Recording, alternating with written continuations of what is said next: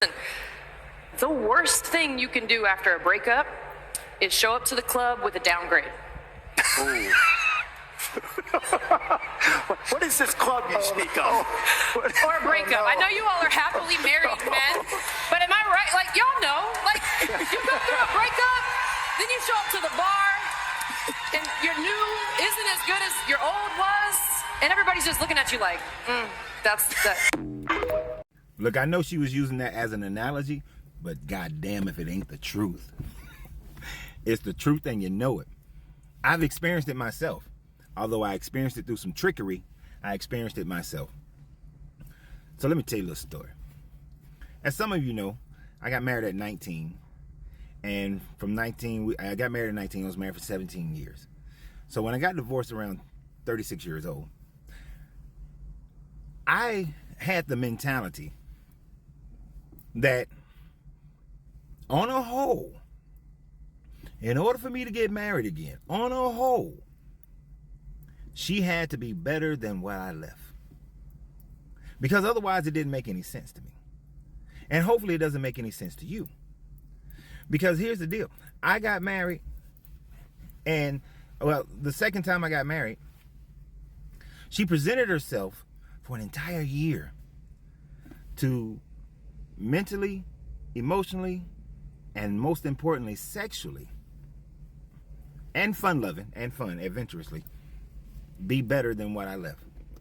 You see, the reason why, the main catalyst to why the first divorce ended, other than the fact that we was just way too goddamn young, didn't learn good problem-solving capabilities, the main reason, there were other symptomatic things that happened after, but the main reason, because our sex life started here, and no matter what happened, I continued going here, she continued going there. Our adventurous life, I continued going here, she continued going there. For instance, like where we always live, any place that we live would be on the window. She would only want to do things in like a 5-mile radius.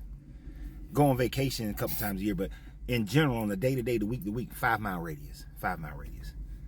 We lived in the suburbs of Atlanta. I wanted to go downtown. I wanted to go to the games. You know, I always got tickets from my clients to basketball games, to plays. They had jazz at the High on Friday night, the first Fridays. You know, I always wanted to go. I like going downtown. I like going out to different places. I'll drive, you know, from Atlanta to Birmingham just to go to an event. I'm a get out and go kind of person. She was in the little bubble person. That caused a lot of stress in the relationship, because I wound up going to a lot of events either by myself, or I went to those events with clients and things of that nature, and it would piss me off that here I am and having this great time, but I'm with a client. I'm not with my wife. So that was bothering me. I didn't mess with my clients, but it just would piss me off that I can enjoy this time with the client. And that's not who I was. That's not what my life plan was. And then sexually, I don't know if it was the influence of other people or what. And later on, I did realize there was one person's influence that said that this is sexually what a wife should do, and this is what his woman in the street is going to do, and that kind of made her shrink down. And this is before children, before work, before career, so before anybody say any of that nonsense. So when you have those two main problems, a whole bunch of little things start to seem like bigger things, and over time, the relationship got to a point where I just wasn't happy and wasn't liking the person that I was getting ready to become. So it was better to get a divorce. So of course, when I'm out here and I was dating, a mutual friend of the young lady I wound up marrying after her gave her that playbook, because she knew both of us. She knew the first wife and she knew me. We all went to school together. So she knew us. She knew me. Told her everything she needed to do. You got to be outgoing. You got to dress like this. You need to have this much intimacy and be open to doing these types of things sexually. You know, you also have to be able to have intelligent conversations, and you have to be money smart, but know how to have fun with it, and all these other things. She told her everything. Now, although the second wife wasn't physically as attractive as the first wife, she elevated in all those other categories for a year. And after a year of that elevation, I said, well, damn, I done found something better. Let me lock it down. So we got married. Well, about 6 months later, things start changing. She started dressing differently, dressing in ways that I hate. Matter of fact, that was the part that threw me off the most. It wasn't just dressing differently. She dressing and wearing stuff that I hate, that she knew I hated. Didn't look good on her at all. All of a sudden, we can't go nowhere except on Saturday. Saturday's the only time we can go somewhere. No more Wednesday wind downs. And if you're from Atlanta, you know what Wednesday wind down used to be at is Centennial Park. You know, I'm out there till the park close.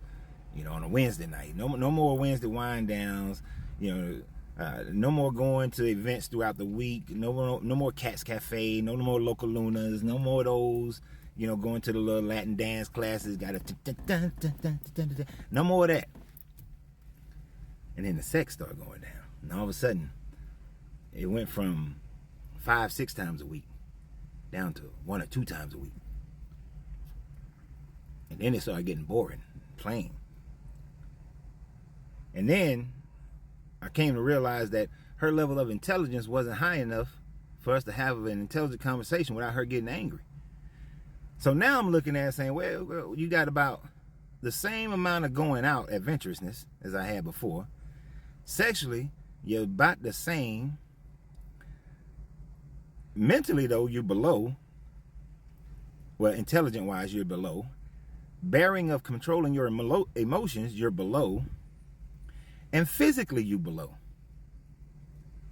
So after another 3.5 years of counseling, I realized that one had to be I was done with that. That just wasn't gonna work, because it makes absolutely no sense to me logically, emotionally, mentally, sexually, lifestyle wise, that I'm going to be with somebody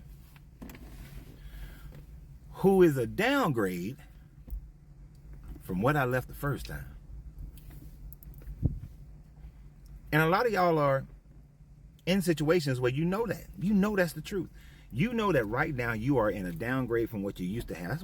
That's why you still got feelings for your ex. That's why you still have dreams about your ex. That's why you still have thoughts about your ex, right? That's why when you look at your mate, you look at them and you think about your ex.